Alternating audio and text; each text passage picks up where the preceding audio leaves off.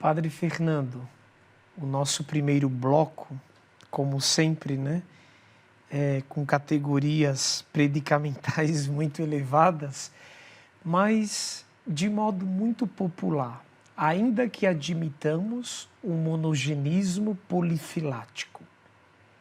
Logo no início do programa, o senhor nos falou sobre Adão e Eva.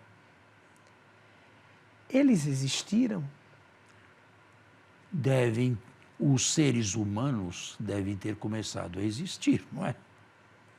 No tempo dos dinossauros, aqui na Terra, de que temos ciência e consciência, não existia nenhum ser humano. Os seres humanos começaram, e bem tardiamente, muitos milhares de anos depois que os dinossauros desapareceram. Isto é comprovado hoje, né? E é ciência, ciência natural. Agora, querer saber, Adão é uma figura simbólica. Até o capítulo 5º, sobretudo até lá, é uma figura simplesmente simbólica. Significa Adamá, isto é, da terra, tirado da terra. Quantos foram tirados da terra? Todos nós. Todos nós, de certa maneira, somos Adão. Adão não foi só o primeiro, não foi registrado com o nome próprio, Adão. Adão somos todos nós, porque todos nós proviemos da terra e voltaremos para a terra também, com a nossa morte.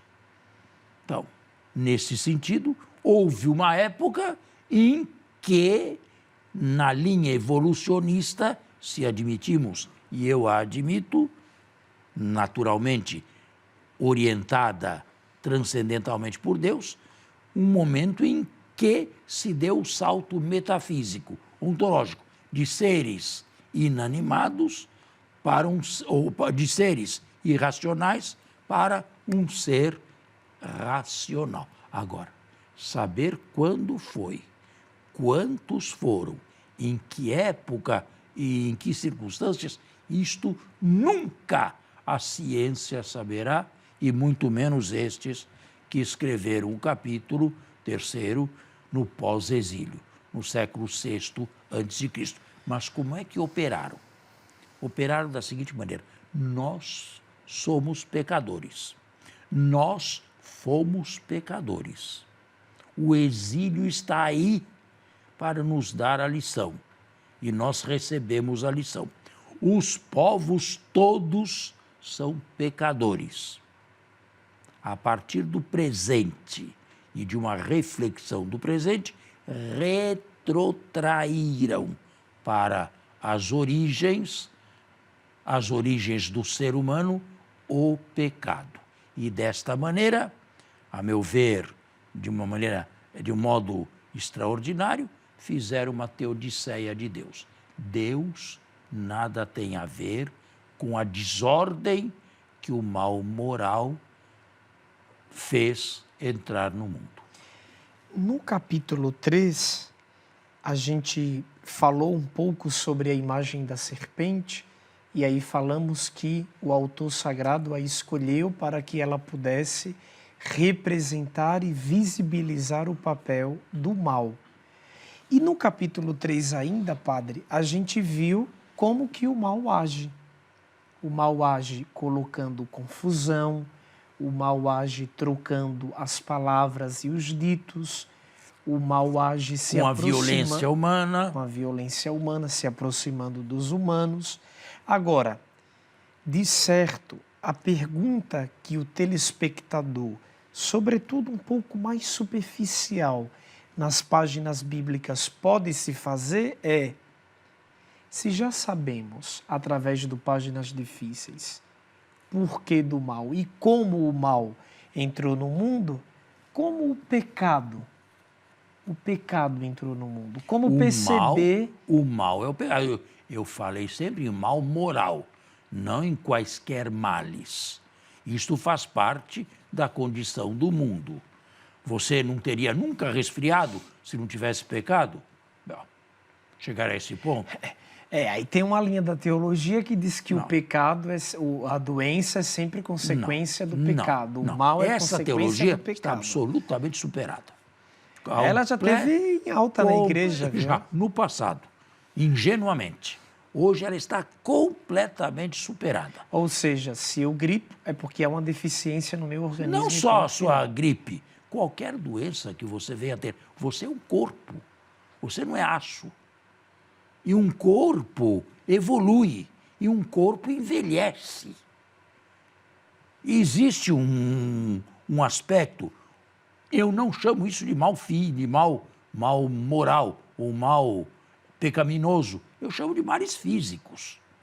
Simplesmente. Eu acho que esse conceito de mal moral, ele é muito tardio para o texto que estamos pensando. Não é bem tarde, não. Para o século VI, depois do exílio, e depois dos profetas pré-exílicos, depois de um Isaías, de um Jeremias, Amós, de jeito nenhum, de maneira nenhuma. Agora, eu falo do mal moral. Os males físicos entrariam. Escute, se Adão nunca tivesse pecado, supondo que Adão fosse só o primeiro, Adão somos todos, você não morreria?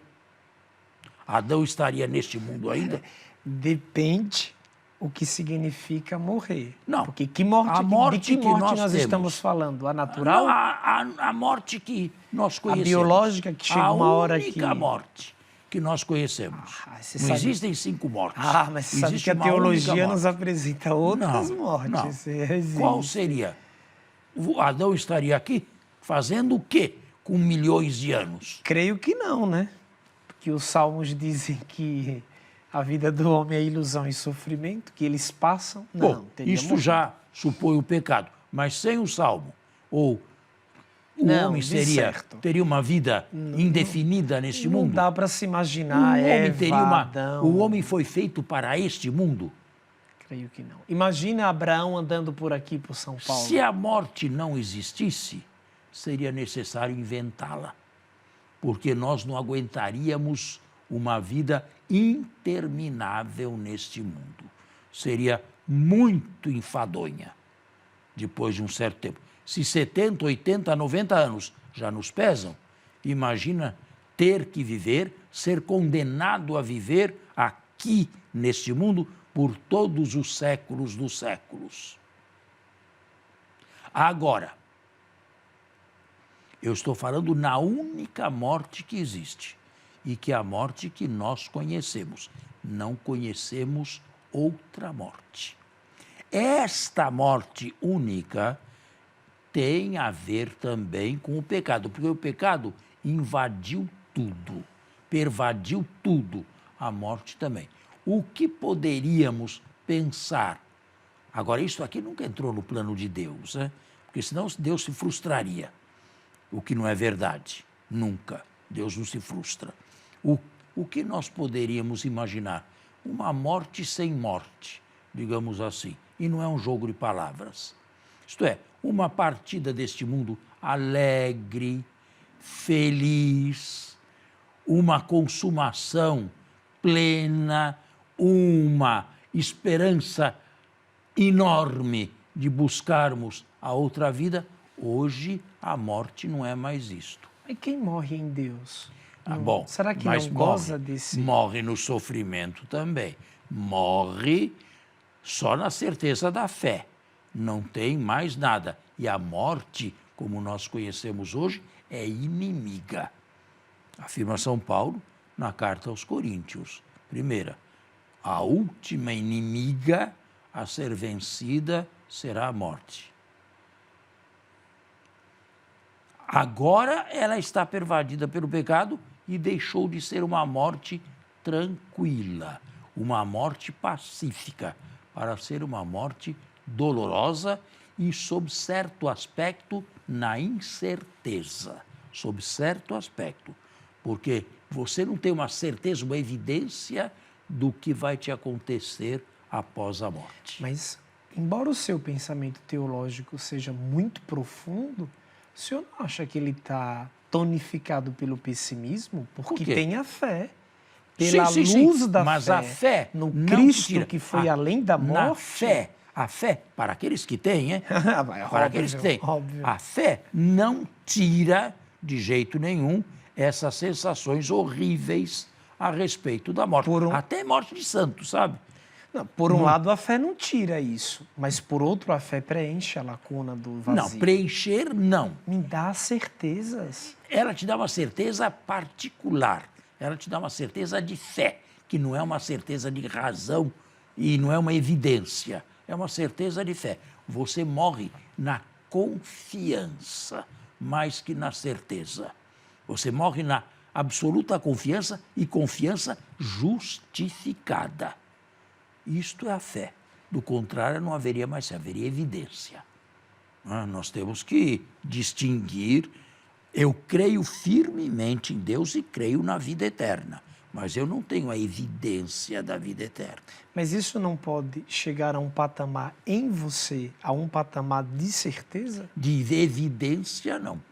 De evidência, jamais. A morte e a vida eterna são duas realidades conjuntas, mas discrepantes. Elas são dialéticas, sabe? Você não passa de uma para outra de uma maneira assim, tranquila. Como eu passo a página de um livro, né? Pois é, não passa. É preciso, preciso levar em consideração, padre, o drama e a catástrofe da morte, porque senão nós desfazemos tudo. Temos que encerrar o nosso programa, que está tão bom. Pois é, mas voltamos, se Deus quiser, no próximo domingo. Até lá e fique com Deus. A você e a sua família, um bom domingo na graça do Senhor.